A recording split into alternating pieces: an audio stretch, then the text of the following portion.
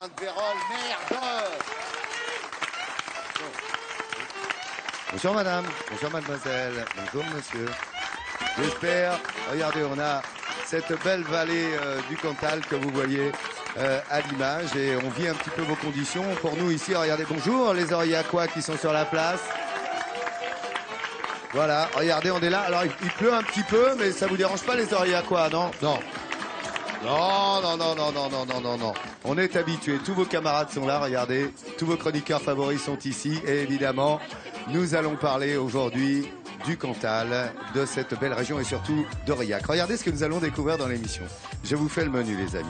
Survoler l'Auvergne et presque toucher du doigt des oiseaux migrateurs, un rêve devenu réalité ici, dans le pays des volcans. Une envolée sauvage unique en France que nous propose aujourd'hui notre chroniqueur local, c'est Laurent Guillaume. Vous allez voler avec les oiseaux. On connaissait les maisons en bois, mais pas encore les maisons construites à partir de parpaings en bois. Simple, écolo et économe. Cette maison auvergnate se monte en kit et Nathalie Simon l'a testée pour vous. Elle vous explique tout dans un instant. Bleu, Saint-Nectaire, Salaire, Cantal, Fourme d'Ambert. Ces noms de fromages, vous les connaissez et ils sont tous produits ici en Auvergne. Aujourd'hui, dans notre feuilleton quotidien Les Saveurs du Cantal, pour la semaine du goût, nous allons évoquer, vous faire découvrir toutes les saveurs de ces crus. Vous voyez, il y a un petit coup de pluie ici à Aurillac, mais il y a le sourire sur les lèvres des Aurillacois. Vous avez fait le bon choix, c'est France 3 et c'est Midi en France, c'est maintenant.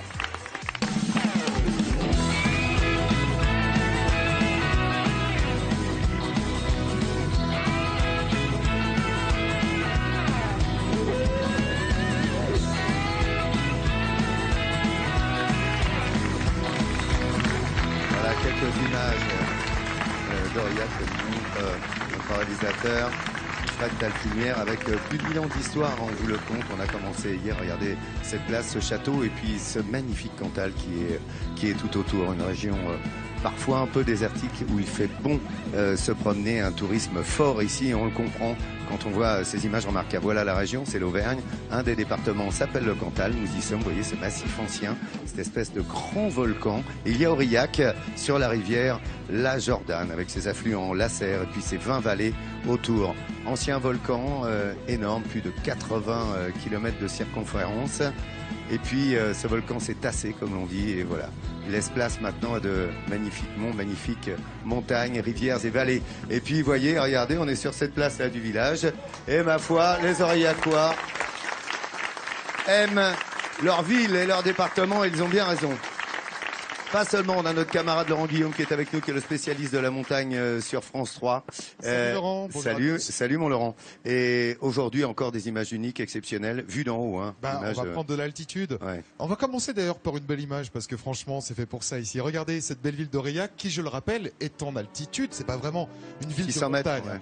mais c'est une ville qui se situe au pied des monts du Cantal. Elle est à peu près à 600 mètres d'altitude. Ça c'est le quartier Saint-Géraud, le vieil Aurillac comme on dit. Aurillac où il pleut aujourd'hui, c'est vrai, mais mettons-nous 2 secondes à la place d'une vache salaire qui est contente de voir cette pluie nourrir son herbe parce que c'est ce qu'elle mange et plus l'herbe est verte, plus elle est grasse, plus la vache l'est aussi et plus le fromage est bon.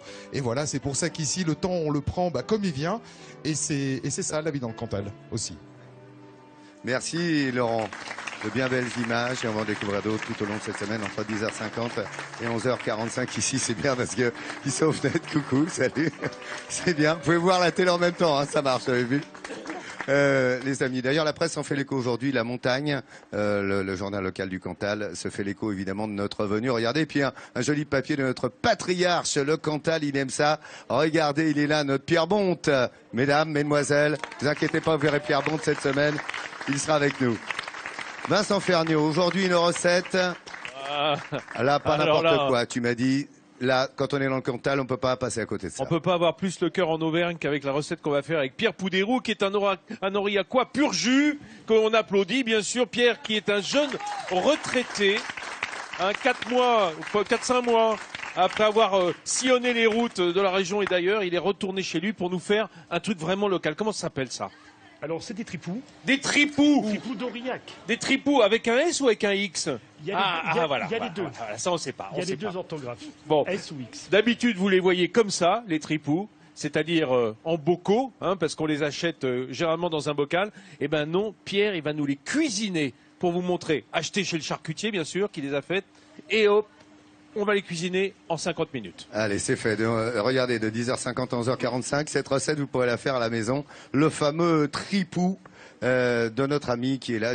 Voilà la recette. Ça, vous pourrez le faire, les amis, chez vous. Regardez bien. Suivez-nous, restez avec nous sur France 3. L'ami Laurent Guillaume, un vu d'ici particulier aujourd'hui, un coup de cœur en altitude. Oui, c'est pas vraiment de la montagne, mais quand même, on va prendre de la hauteur, on va prendre de l'altitude, et c'est une activité à la fois rare et sublime, et même émouvante. Alors ça se passe du côté de Saint-Simon, pas très loin d'Aurillac. Là-bas, il y a un ornithologue, donc passionné par les oiseaux, sinon vous ne serez pas ornithologue, qui propose de voler avec des oiseaux migrateurs. Grâce à un ULM, je vous laisse regarder ces images et rêver un peu.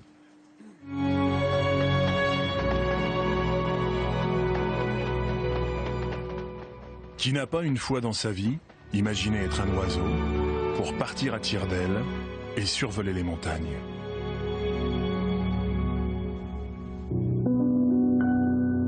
À quelques kilomètres d'Aurillac, adossés au flanc des monts du Cantal, Christian et Paola Moulec ont élu domicile sur quelques hectares pour accueillir 150 oiseaux. Oies bernaches, grues cendrées, oies à tête barrée ou cygnes, piaffent d'impatience de voler et veulent le faire savoir.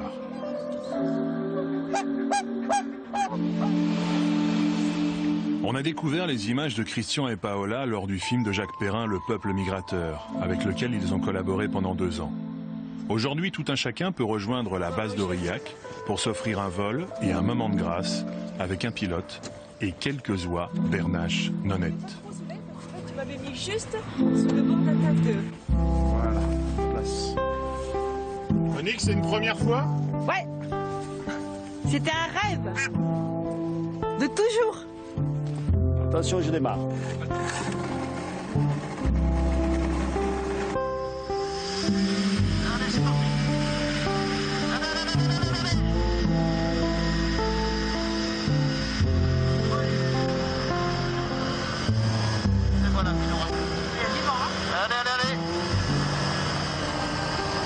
Allez les donettes. Et voilà. Voilà. C'est merveilleux. On peut les toucher. Voilà, donc en vol, elles se laissent caresser sans problème. Pas évidemment les Ouais, bien sûr, celles qui sont... violenter, mais... Oh, qu'elles sont belles. Merveilleux rêve.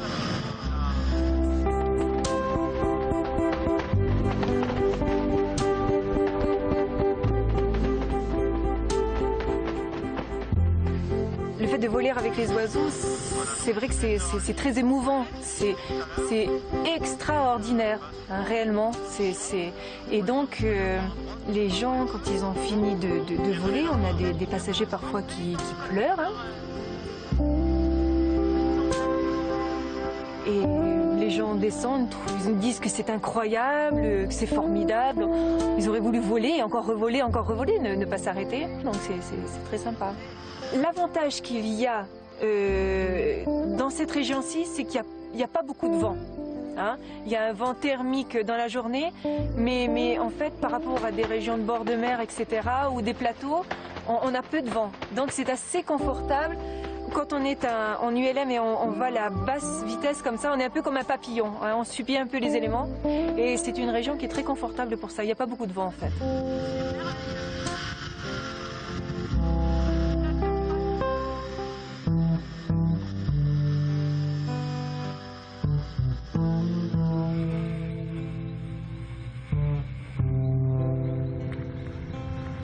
Tu vois comment elle casse le vol là?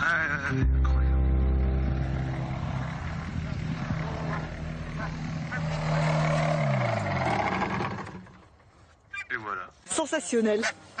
C'est un des plus beaux moments de ma vie. Carrément. Ah ouais, j'ose le dire. Je suis partie avec un cœur de colibri et j'ai volé avec un cœur d'oiseau migrateur. C'est le rêve, hein. C'est le rêve absolu. C'est donc sensationnel, vraiment.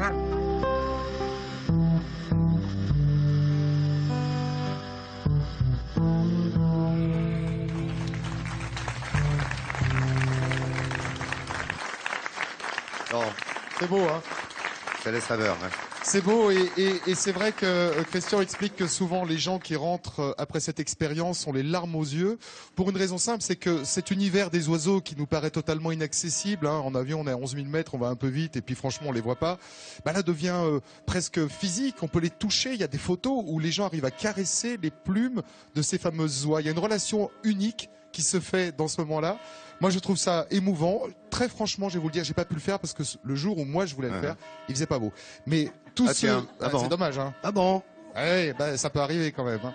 Mais n'empêche que tous ceux qui l'ont fait sont revenus absolument émerveillés. Alors c'est une action militante que Christian Moulek fait puisqu'il veut préserver les espèces d'oiseaux migrateurs. Il travaille sur des programmes de réimplantation de certaines espèces en Suède et l'argent qu'il récolte sert en partie à ces programmes. Alors il m'a expliqué comment il faisait, moi j'ai du mal à le croire, pour dresser des oies. Ça se dresse ça, Hélène? Oui, ça se dresse. C'est ce qu'on appelle l'imprégnation.